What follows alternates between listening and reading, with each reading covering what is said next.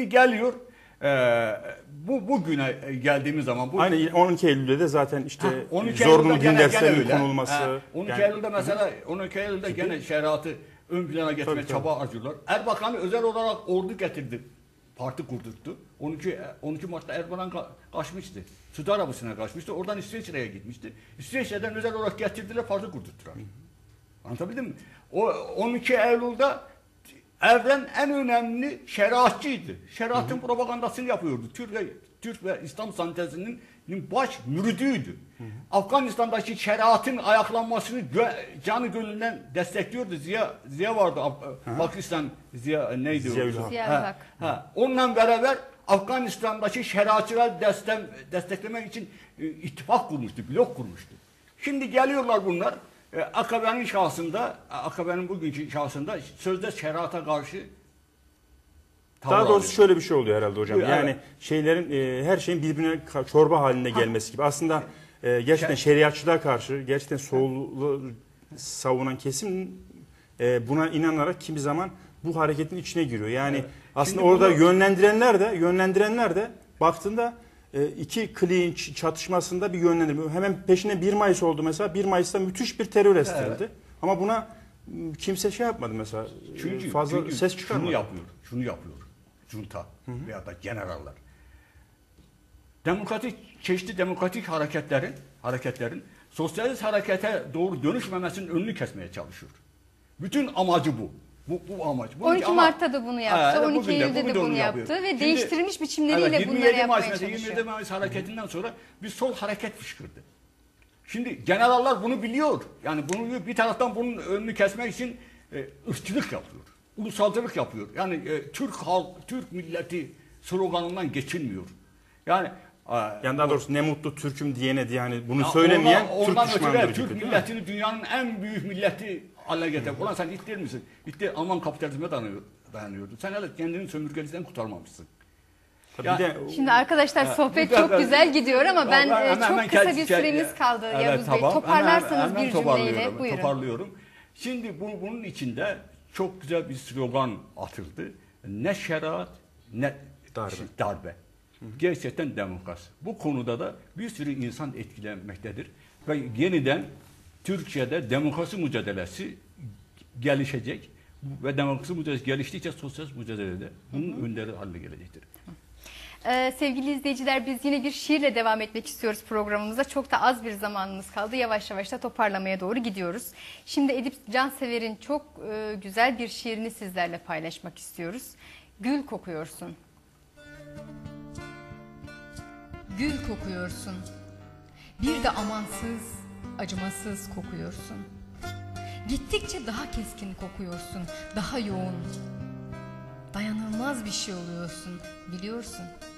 Hırçın hırçın, pembe pembe, öfkeli öfkeli, gül kokuyorsun nefes nefese. Gül kokuyorsun, amansız kokuyorsun. Ve acı, ve yiğit, ve nasıl gerekiyorsa öyle.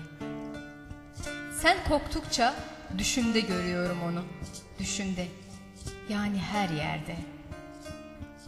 Yüzü sararmış, titriyor dudakları, şakakları ter içinde. Tam alnının altında masmavi iki deniz, iki su, iki ateş. Bazen 2 damla yaz yağmuru mermerine emerek dağların şiirler söylüyor gene. Ölümünden bu yana yazdığı şiirler, kızaraktan bir takım şiirleri. Büyük sular, büyük gemileri sever çünkü. Ve odur ki büyüklük, şiir insanın içinden dop dolu bir hayat gibi geçerse. O zaman ölünce de şiirler yazar insan, ölünce de yazdıklarını okutur elbet.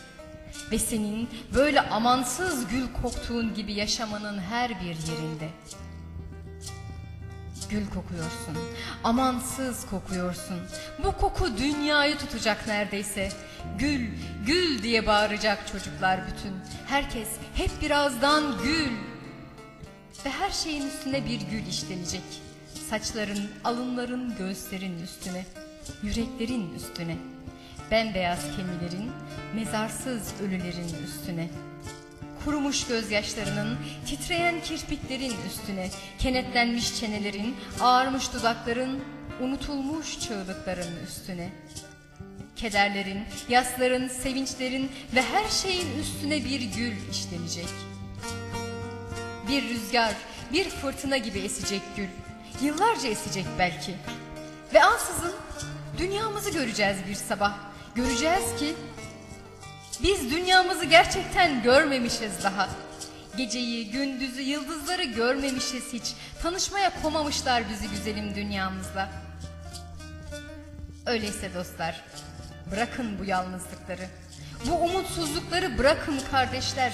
Göreceksiniz nasıl güller, güller, güller dolusu, nasıl gül kokacağız birlikte.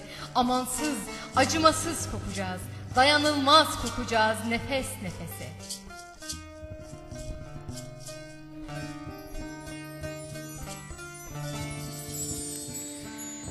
Edip Cansever'in bu çok çok güzel şiirinden sonra ben hemen konuğuma dönmek istiyorum ve ona teşekkür etmek istiyorum. Sayın Yavuz Yıldırım Türk, hoş geldiniz tekrar, sefa geldiniz. Bir kez daha teşekkür ediyoruz sizlere. Ben de size teşekkür ederim bu imkanı tanıdığınız için.